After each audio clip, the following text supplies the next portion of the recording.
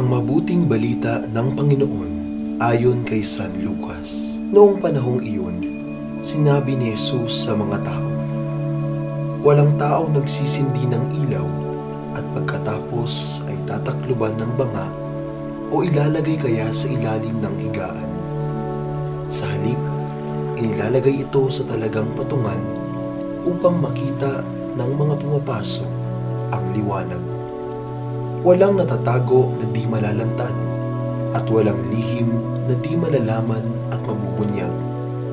Kaya pagbutihin ninyo ang inyong pakikinig, sapagkat ang mayroon ay bibigyan pa, ngunit ang wala ay aalisan, pati ng inaakala niyang nasa kanya."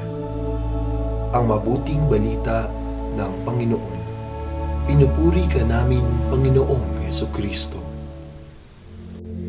Inilalagay ito sa talagang patungan upang makita ng mga pumapasok ang liwanag. Napaka-importante ng ilaw, lalo na sa ating panahon.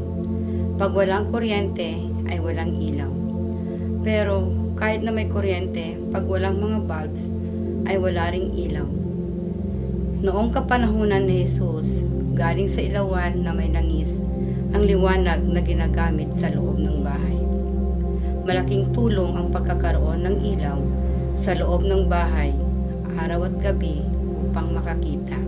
Ang ilaw ay ang ating pananampalataya na gumagabay sa ating mga desisyon at gawain araw-araw upang ang ating mga kapatid ay makita ang mukha ng Diyos sa atin at maranasan ang pagmamahal ng Diyos.